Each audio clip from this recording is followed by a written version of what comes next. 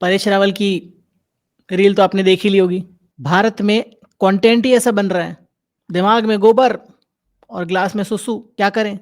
Disclaimer दे दूं फिर से कि अगर आप खाना खा रहे हैं या कुछ भी खा पी रहे हैं तो उसको थोड़ा साइड में कर लीजिए, या खाना पीना खा लीजिए, उसके बाद ये वीडियो देखिए। आई केयर फॉर यू, इसलिए बोल रहा हूँ। वीरू देवगन साहब आए थे, मैं नानावटी में था, तो वीरू देवगन साहब ऐसे ही चक्कर लगा, किसी को मिलने आए होंगे, पता चला परेश है यहाँ पे। क्या हो गया तुझे? मैंने, सर ये मैं गिर गया। अच्छा कैसा है? मतलब अभी 3-4 दिन हुए हैं। मैं बोलूँगा वो करेगा?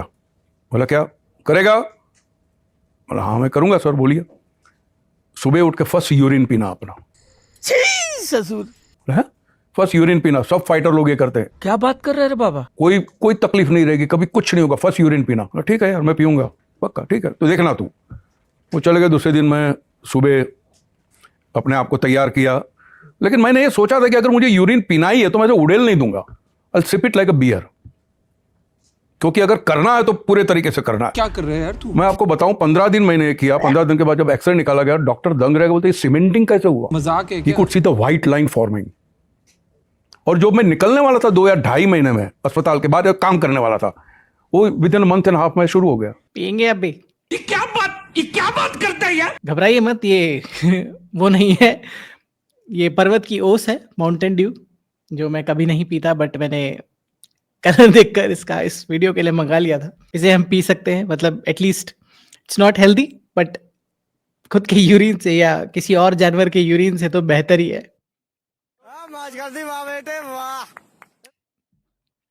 Not bad but not good as well. आज के एपिसोड की थीम है अंकल जी थोड़ा दिमाग लगाओ। जितने भी अंकल्स की रील आप देखोगे वो बिल्कुल बिना दिमाग लगाए आपको कुछ कुछ बता रहे हैं, और हमारा फर्ज है, कर्तव्य है कि हम आपको सही जानकारी दें, साइंस बैक्ड जानकारी दें, जैसा कि हम अक्सर देते हैं। मेरा नाम है रवि, यह है लॉजिकल आयाम। आप देख रहे हैं 50वां एपिसोड इंस्टा ज्ञान का, और हम यहाँ पर पहुंच गए हैं आपकी बदौलत। आप लोगों ने इंस्टा ज्ञान के इन एपिसोड्स को इतना ज्यादा पसंद किया, और आई एम श्योर कि 50 नहीं 5000 एपिसोड्स भी कम पड़ जाएंगे जिस तरह का मिस इन्फॉर्मेशन और स्यूडो साइंस हमारे देश में है। Let's begin. हालांकि it should be pretty obvious कि इंसान को यूरिन नहीं पीना चाहिए, बट हमारे देश में लोग ऑब्सेसिव हैं गौमूत्र, गोबर और अपेरेंटली स्वामूत्र को लेकर भी।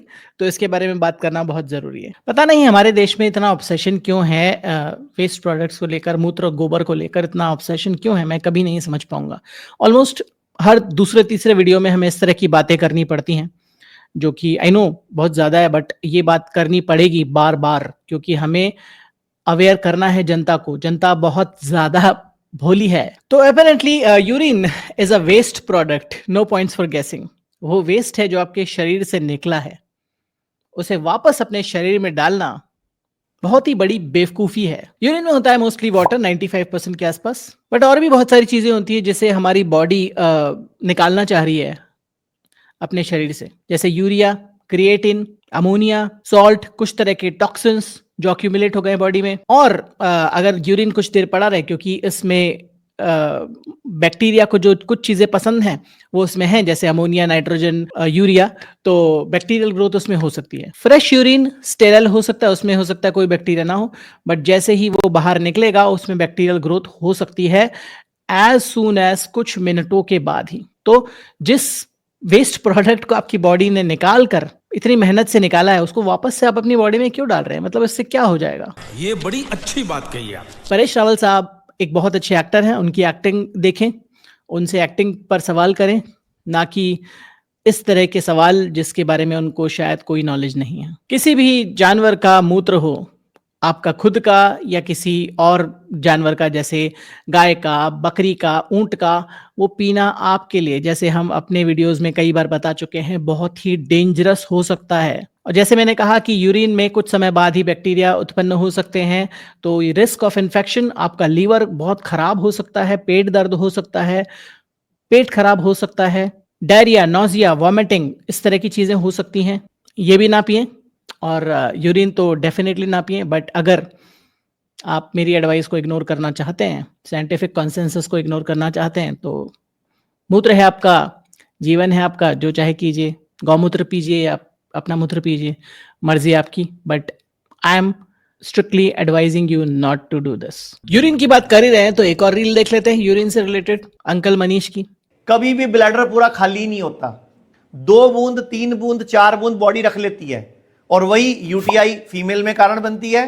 और मेल्स में प्रोस्टेट की प्रॉब्लम 40 के बाद हर तीसरे मेल को प्रोस्टेट की प्रॉब्लम है कि जी प्रोस्टेट कैंसर हो गया, रिमूव करा चुके हैं, अब क्या करें। मैंने कहा बैठ के पेशाब करना शुरू कर दो, अभी भी वक्त है, नीचे बैठ के। मतलब आई नो बहुत रिडंडेंट चीज है, बट अभी जो अंकल बोल रहे थे परेश रावल अंकल की मूत्र पी लो, और यहाँ पर बोल रहे हैं कि 2-3 बूंद रह गई तो आपको इन्फेक्शन हो जाएगा। मतलब ये दोनों चीजें इनको समझ में नहीं आती।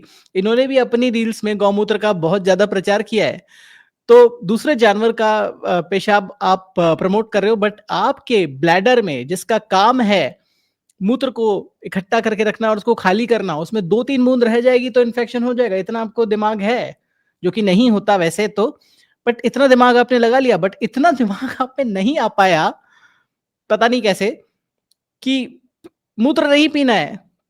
एस्टॉनिशिंग, कहां से आते हैं ऐसे लोग। अब आप कहोगे कैसे पॉसिबल है, तो भैया क्या कैसे पॉसिबल है, मैं वही कह रहा हूं। तो देखो सिंपल सी बात है, कॉमन सेंस लगाओ यहाँ पर।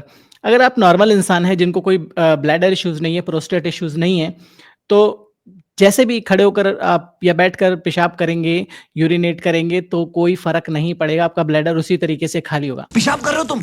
तो क्या हम लोग इधर पेशाब करने को नहीं बैठे? 4 लीटर दारू पीने के बाद यही हाल होने वाला है।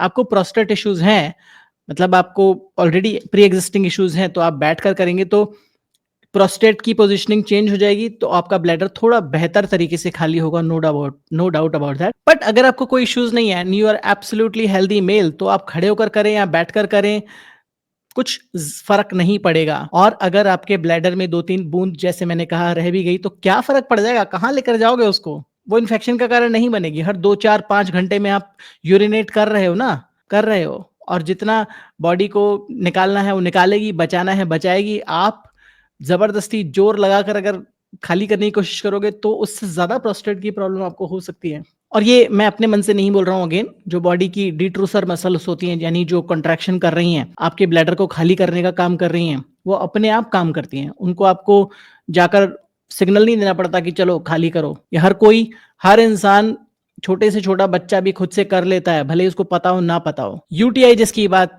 सर कर रहे हैं, यूरिनरी ट्रैक्ट इन्फेक्शन, उसके और कारण हैं। पुअर हाइजीन, डिहाइड्रेशन जो सबसे बड़ा कारण है। Holding urine for too long, मतलब आप जा ही नहीं रहे हैं, जो अधिकतर महिलाएं करती हैं, अधिकतर पुरुष करते हैं, क्योंकि महिलाएं ज्यादा करती हैं, क्योंकि अनफॉर्चुनेटली हमारे देश में साफ शौचालय नहीं है हर जगह पर, तो महिलाओं को यूरिन रोकना पड़ता है, और उस वजह से कुछ केसेस में यूटीआई हो सकता है। और प्रोस्टेट होने के भी ये कारण नहीं है। प्रोस्टेट होने का कारण जेनेटिक हो सकता है, एज फैक्टर हो सकता है। 50 साल से ज्यादा के जो मर्द होते हैं उनको प्रोस्टेट का रिस्क थोड़ा बढ़ जाता है, प्रोस्टेट ग्लैंड एनलार्ज हो जाती है। हार्मोनल फैक्टर हो सकते हैं, इन्फ्लेमेशन हो सकता है, बट स्टैंडिंग यूरिनेशन उसका कारण कहीं से भी नहीं है। ये अपने मन से बनाकर पता नहीं कहाँ से उठाकर चीज लेकर आए हैं। ये वही वाली बात है, खड़े होकर पेशाब मत करो, खड़े होकर पानी मत पियो, घुटनों में चला जाएगा, ये सब बातें कपोल कल्पना है और कुछ भी नहीं। तो अंकल को बोलो कि थोड़ा दिमाग लगा लो अंकल। यूरिन से आते हैं डिटॉक्स पर। इनका जबरदस्त डिटॉक्स वाला जूस है। बर्गर मैडम डालते जाओ। 2 पत्ते पीपल, 2 पत्ते पीपल, 2 पत्ते अमरूद। ये अमरूद दिखाओ भी ना साथ में, 2 पत्ते अमरूद। बकरियों के लिए कुछ बना रहे हैं क्या? 4-5 पत्ते पान के, जी ये देखो 4-5 पत्ते पान के, ये लो तोड़ तोड़ के डालते जाओ। 15-20 पत्ते पुदीना, 15-20 पत्ते धनिया, ये देखो धनिया 15-20 पत्ते, ठीक है, 15-20 पत्ते पुदीना, ऐसे ही 15-20 पत्ते कड़ी पत्ता, और लगभग 50 से 70 ग्राम मेथी या पालक या बथुआ दम घुट जाएगा मिक्सर का। कितना डालोगे उसमें? या चौलाई, ये लीजिए। और इसमें मैडम आप तब तक पानी डालिए। मशीन का गई दीपक जी, जी। और इनकी पेटेंटेड मशीन जो कुछ नहीं करती, जिसमें इन्होंने पता नहीं कहाँ कहाँ के चुंबक और कहाँ कहाँ के क्या लगा रखे हैं, जो लोगों को चिपकाते रहते हैं। तो इस चुंबकीय यंत्र से पानी डालेंगे और आपको ये जूस चिपकाएंगे। और ये चुंबकीय यंत्र से पानी डालना है जी, चुंबकीय यंत्र से पानी डालना है। लो मेरा मैडम डालो, सीधा पकड़ो इसको, धीरे-धीरे जब ऊपर खाली होता है तब डालना, देख के डालना। तब इसी अदरक भी डालनी है इसमें, थोड़ी सी अदरक, ठीक है, और इसके कच्ची हल्दी। भूल गए हल्दी, तो हल्दी कैसे भूल गए? और लगभग इतनी कच्ची हल्दी, कच्ची हल्दी की मात्रा ज्यादा रखनी है। हाँ ज्यादा नहीं हो गई? ये लो, और इसमें एक आंवला और जूस तैयार है। ये जूस एलियन जूस, गन्ने का जूस आपके सामने है। इसमें हल्दी आपका, हाँ पता चल गया क्या क्या है। डिटॉक्स डिटॉक्स के नाम पे ना बहुत लोग अपनी दुकान चलाते हैं कि ये खा लो डिटॉक्स हो जाएगा, वो खा लो डिटॉक्स हो जाएगा। असल में आपको पता है डिटॉक्स कौन करता है? हमारी बॉडी खुद।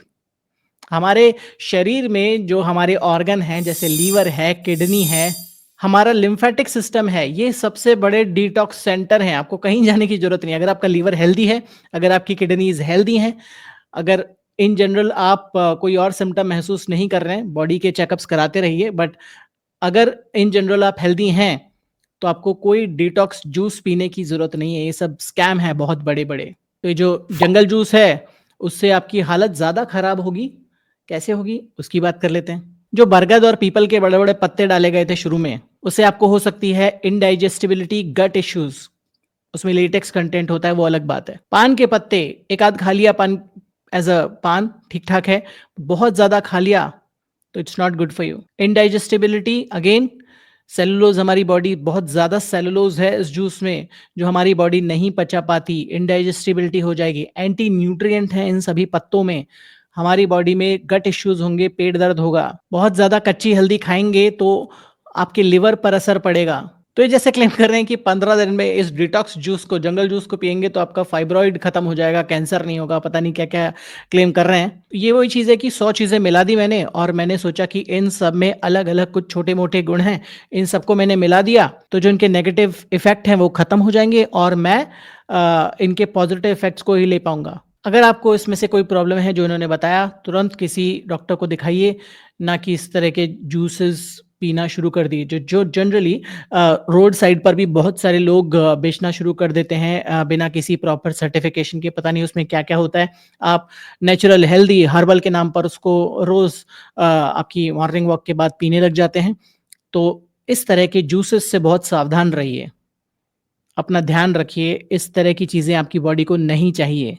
ये एक तरह का मेडिकल क्राइम और स्टूपिडिटी है जिससे हमें कोसों दूर भागना है। और जो एंटी न्यूट्रिएंट की बात मैंने करी थी, ऑक्जेलेट, फाइटेट, सैपोनिन्स, जो इन रॉ पत्तों में वेजीज में होते हैं, जो अगर आप बहुत ज्यादा खा लेंगे तो प्रॉब्लम क्रिएट कर सकते हैं। थोड़े अमाउंट में वो बॉडी उसको एडजस्ट कर लेती है। तो आपको ना कि पेट दर्द देंगे, आपका डाइजेशन स्लो डाउन करेंगे, बल्कि आपका जो मिनरल एब्जॉर्प्शन होगा उसको भी कम कर देंगे।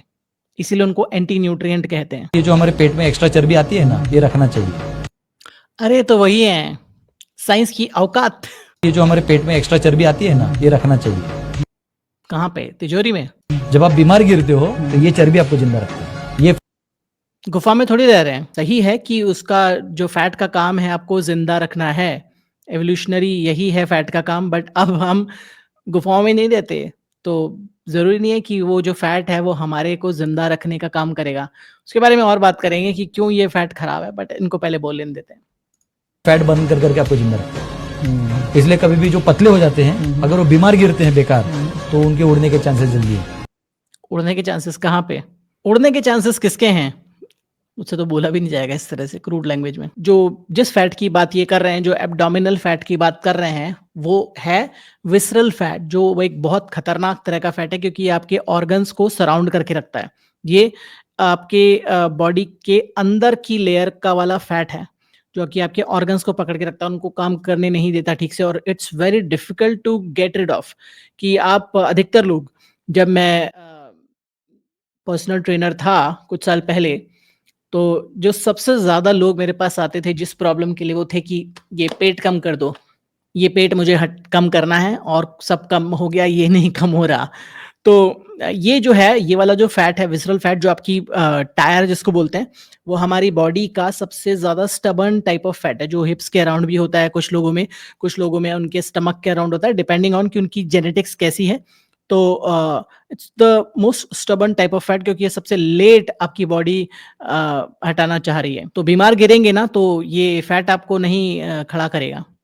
आपका जो न्यूट्रिशन है, आपका जो मसल मास है, आपकी इम्यूनिटी है, वो आपको खड़ा करेगी। इम्यूनिटी छुट्टी मनाने नहीं जाती है जब हम बीमार पड़ते हैं, वही आपको जिंदा रखती है, वही आपको इन्फेक्शन से बचाती है, ना कि आपका बॉडी का स्टबर्न फैट। इनफैक्ट अगर आपके विसरल फैट का अमाउंट ज्यादा है तो इन्फ्लेमेशन आपकी बॉडी में मोस्टली ज्यादा होगा, और ये होता है इन्फ्लेमेटरी केमिकल सिग्नल्स की वजह से, जिनको बोलते हैं जैसे फॉर एग्जांपल TNF अल्फा या IL-6, इंटरल्यूकिन 6, जिस तरह के इन्फ्लेमेटरी सिग्नल्स हैं जो आपकी बॉडी को बताते हैं कि थोड़ा इन्फ्लेमेशन चाहिए, बॉडी में बनाओ, इन्फ्लेमेटरी रिस्पॉन्स क्रिएट करो। बहुत सारी स्टडीज ने बताया है कि अगर जितना ज्यादा विसरल फैट होगा उतना ज्यादा हार्ट अटैक के चांसेस और आपके मरने के चांसेस बढ़ जाएंगे। आपको डायबिटीज और ब्लड प्रेशर का खतरा ज्यादा बन जाएगा और आपके कैंसर के चांसेस भी बढ़ जाएंगे। और अगर आप सार्कोपिनिक ओबेसिटी के शिकार है, यानी कि आप में मसल मास कम है, आप एक्सरसाइज वगैरह नहीं करते, प्रोटीन नहीं लेते और फैट ज्यादा है, तो और ज्यादा रिस्क है आपके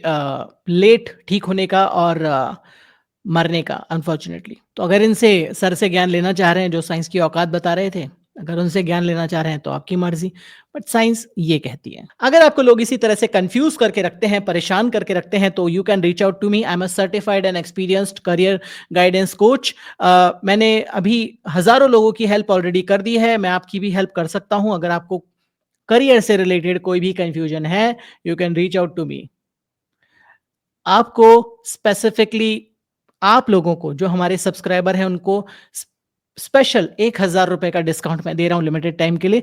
तो you can reach out to me. मेरा जो ईमेल है और जो वेबसाइट का लिंक है वो आपको पिंड कमेंट में और डिस्क्रिप्शन में मिल जाएगा। करियर से संबंधित कोई भी issues, reach out to me. ऐसे ही एक और अंकल आपसे कुछ निवेदन कर रहे हैं। आपसे मैं एक निवेदन करूंगा, अगर आप कोई भी स्ट्रेसफुल इवेंट से गुजर रहे हैं जहां की आप देख रहे हैं कि हार्ट बहुत फास्ट बीट कर रहा है, चाहे वो आप ट्रेडमिल में हो, चाहे जिम में हो, या आपको एक भाषण देना हो बहुत सारे गेस्ट के सामने और आप नर्वस फील कर रहे हैं, हार्ट रेट बढ़ रही है, या आपको एक पब्लिक या एक शादी में डांस करना है, आप डर रहे हैं, अंदर से हार्ट रेट बढ़ रही है, मत करिए।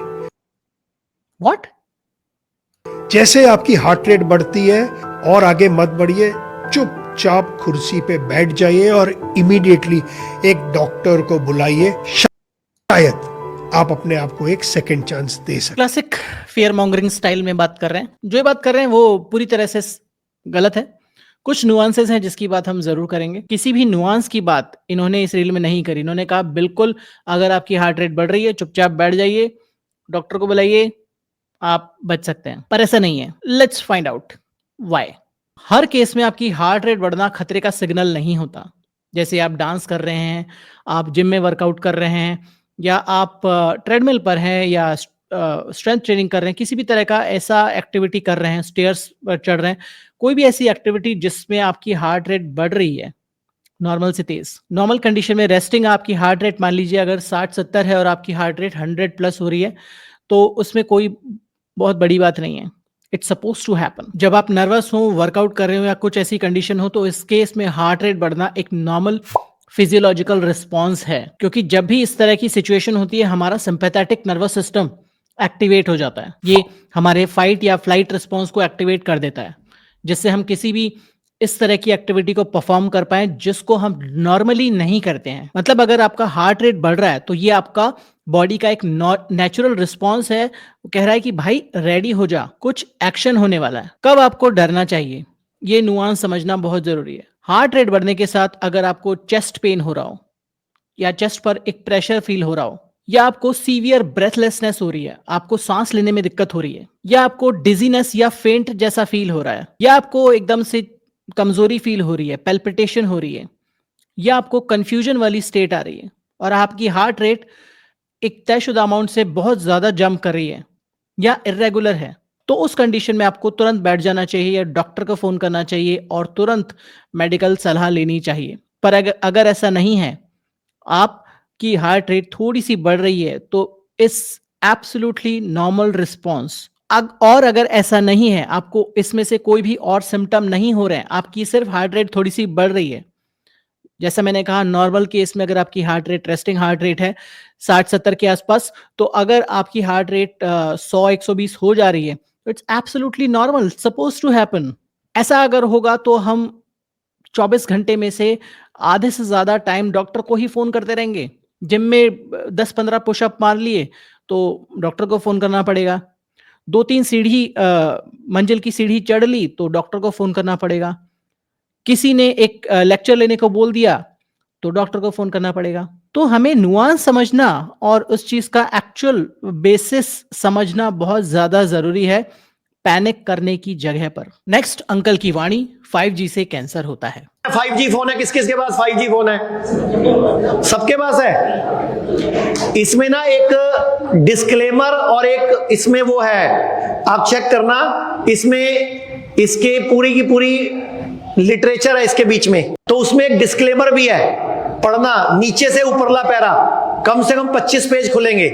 तो सबसे लास्ट वाला जो पेज खोलोगे ना डिस्क्लेमर में 5G फोन का, तो नीचे से चौथा पैरा ऊपर, उल्टी तरफ से चौथा पैरा पढ़ोगे तो साफ साफ लिखा हुआ है कि इसको अपने से 20 सेंटीमीटर दूर रखा करो, नहीं तो कैंसर कारक है। ये मैं नहीं बोल रहा, अपना फोन खोल के अभी चेक कर लो।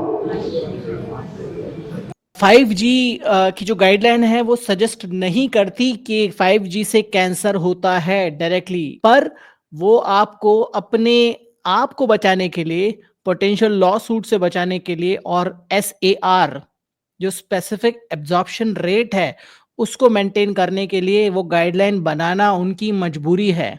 वो आपको नहीं बचाना चाह रही, वो सिर्फ अपने को एक लीगल लॉ सूट से बचाना चाह रही हैं, जो एक सरकारी रिक्वायरमेंट है SAR की। फोन के 5G फोन में साफ साफ लिखा हुआ है कि अगर आपने इसको अपने से 20 सेंटीमीटर दूर नहीं रखा, 20 सेंटीमीटर इतना नहीं होता, 20 सेंटीमीटर होता है सिर्फ इतना सा होता है 20 सेंटीमीटर, तो इतना तो दूर रख ही रहा है कोई अपने से। तो इलेक्ट्रोमैग्नेटिक रेडिएशन की वजह से आप कैंसर की चपेट में आ जाओगे। तो आप सारा दिन कभी जेब में घुसेड़ के रखते हो, कभी ऊपर की जेब में, कभी नीचे की जेब में, कभी रात को यूं लगा के मेरा बाबू, मेरा सोना, बाबू सोना, भाग जाएगा, बाद में कैंसर होएगा आपको। तो अंकल लोग कितना गलत समझते हैं नॉर्मल जो जेंजी है उसको, कि पूरा दिन फोन पे ही बात करते रहते हैं, बाबू शो नहीं करते रहते, काम थोड़ी ना करते हैं यंग लोग। हालांकि मैं भी यंग नहीं हूं, बट मैं जस्ट बता रहा हूं कि नॉर्मल लोग इस तरह से बात नहीं करते सर। तो जो भी डिस्क्लेमर दिया भी जा रहा है वो उसमें डायरेक्टली कैंसर का जिक्र नहीं होता अक्सर, बट ऐसा नहीं है कि वो आपको बोल रहे हैं कि 5 से 10 से 20 सेंटीमीटर दूर रखो, जो कि 3 से 4 6-7 इंच की दूरी होती है, ज्यादा नहीं। और इतना दूर हर कोई रखता है फोन को जब यूज करते वक्त, वो उसके लिए नहीं है। वो SAR स्पेसिफिक एब्जॉर्प्शन रेट जो है, जो फोन का लीगल रिक्वायरमेंट है, उसके लिए किया जाता है और कुछ नहीं। SAR का सीधा सा मतलब है कि कितनी रेडिएशन, नॉन आयोनाइजिंग रेडिएशन हमारी बॉडी एब्जॉर्ब कर रही है प्रति किलोग्राम के हिसाब से। तो हर फोन मैन्युफैक्चरर को वो जो रेडिएशन की लिमिट है उसके अंदर रहना पड़ता है। अब रेडिएशन सुनते ही बहुत लोग परेशान हो जाएंगे, बट ये बहुत बार हम बता चुके हैं कि हर तरह की रेडिएशन हार्मफुल नहीं होती। बहुत सारी तरह की रेडिएशन हम डेली लाइफ में ऑलमोस्ट हमारे 24 घंटे के दौरान एब्जॉर्ब करते रहते हैं। जैसे लाइट है हमारे आसपास में, ये इमिट कर रही है रेडिएशन, मेरा कंप्यूटर, मेरा हर तरह की जो चीज़ है, फोन एमिट कर रहे हैं, बट दैट्स परफेक्टली फाइन, क्योंकि वो नॉन आयनाइजिंग रेडिएशन है। अब इसका बेसिस भी मैं आपको बता देता हूँ। कोई भी एक रेडिएशन है वो तरंगों में चलती है, राइट, वेव्स की फॉर्म में चलती है, और वो होता है एक स्पेक्ट्रम में। 2 पार्ट होते हैं किसी भी वेव के। एक होता है वेवलेंथ, कि कितना उस वेव का डिस्टेंस है, कितना बड़ा डिस्टेंस है, कितना छोटा डिस्टेंस है। जितना ज्यादा वेवलेंथ होगा उतना कम उसका फ्रीक्वेंसी होगा, क्योंकि उसको फ्रीक्वेंसी का अर्थ है कि कितने टाइम में वो एक तरंग कंप्लीट हो रही है। तो ऑफ कोर्स जितना बड़ा साइज होगा अगर किसी तरंग का, वेव का, उतना कम उसका फ्रीक्वेंसी होगा। जितना छोटा साइज होगा किसी वेव का, उसका उतना ज्यादा फ्रीक्वेंसी होगा, उतनी ज्यादा बार वो ऑसिलेट कर जाएगी। ये जो रेडियो वेव्स होती हैं और माइक्रोवेव्स होती है, they are grouped at low frequency non ionising wavelength. तो हमारे मॉलिक्यूल्स को वो अफेक्ट नहीं कर सकती, उसमें फ्री रेडिकल को नहीं उत्पन्न कर सकती, कैंसर कॉज नहीं कर सकती। एकमात्र चीज जो कोई भी रेडिएशन जनरली करती है वो है हीटिंग इफेक्ट, जो सन से आने वाली या किसी लाइट से आने वाली या किसी भी चीज से आने वाली रेडिएशन कर सकती है, अगर उसका एक्सपोजर बढ़ गया हो तो। उस हीटिंग इफेक्ट से लोकलाइज्ड वार्मिंग हो सकती है, जिसको कई साइंटिस्ट्स अब बोल रहे हैं कि इससे थोड़ा हमें प्रिकॉशन रखना है, क्योंकि इस हीटिंग से भी टिश्यू डैमेज हो सकता है अगर बहुत प्रोलॉन्ग्ड डैमेज है तो। और 5G जो टेक्नोलॉजी है उसकी बात कर लेते हैं। जो G देख रहे हैं आप 5G, 3G, 4G में, वो जनरेशन है, और जितनी ज्यादा जनरेशन्स बढ़ती जा रही हैं उसकी उतनी फ्रीक्वेंसी बढ़ती जा रही है, मतलब कि उसका जो वेवलेंथ का साइज है थोड़ा सा छोटा होता जा रहा है। और इसीलिए साइंटिस्ट वरिड हैं कि हमें हर चीज को ठोक बजाकर देखना है। भले ही अभी एपेरेंट रिस्क हमें नहीं दिख रहे हैं 5G के, बट हमें इससे अनभिज्ञ नहीं हो जाना है कि हो सकता है कोई ऐसा इनडायरेक्ट रिस्क हो। यही साइंस की ब्यूटी है कि हम जिस चीज को बिल्कुल हार्मलेस मानते हैं उस पर भी हम रिसर्च करते रहते हैं। तो हो सकता है लेटर ऑन, क्योंकि अभी मोबाइल फोन्स को 5G टेक्नोलॉजी या 4G टेक्नोलॉजी को आए ज्यादा समय नहीं हुआ है, तो हो सकता है उसके लॉन्ग टर्म यूसेज पर कुछ रिस्क हो सकते हैं। तो उसके बारे में फर्दर स्टडीज की जा रही हैं, बट इसका अर्थ ये नहीं है कि इसके कोई एपेरेंट रिस्क हैं। अभी इससे कोई कैंसर हो सकता है, उसके कोई एविडेंस नहीं है। तो ये इस तरह की फियर मॉन्गरिंग करना बहुत ज्यादा आसान है, उससे व्यूज मिलते हैं, इसीलिए इस तरह के लोग फियर मॉन्गरिंग करते हैं। और ये मैं बार बार बोल चुका हूं कि मोबाइल का सबसे ज्यादा खतरा वो है जो हमें दिख ही नहीं रहा। मोबाइल का एडिक्शन, जो हम मोबाइल में घुसे रहते हैं पूरा दिन, वो हमारे दिमाग को कंट्रोल करके रखता है, वो है सबसे बड़ा खतरा, ना कि रेडिएशन जो कि एक इनविजिबल डेंजर है। तो हमेशा हम जो ह्यूमंस हैं वो किसी इनविजिबल चीज से डरते हैं, और जो हमारे सामने खतरा होता है ना, एपरेंट डेंजर होता है ना, उसको हम कभी देखते ही नहीं है। हमें किसी सुप्रीम पावर या किसी भूत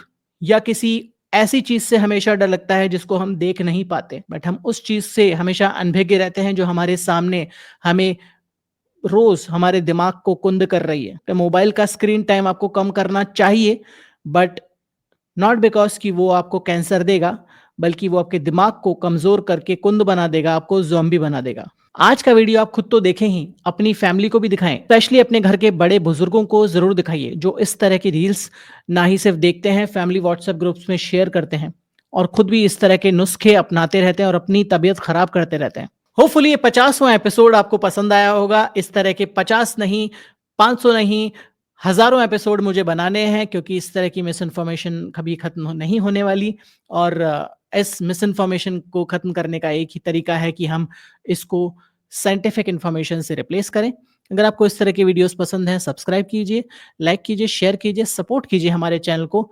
जल्दी से जल्दी हमें अपनी रीच बढ़ाने की बहुत ज़्यादा ज़रूरत है। मिलूंगा ऐसे ही एक और अमेजिंग वीडियो में यहाँ पर। तब तक अपना ध्यान रखिए एंड बी लॉजिकल।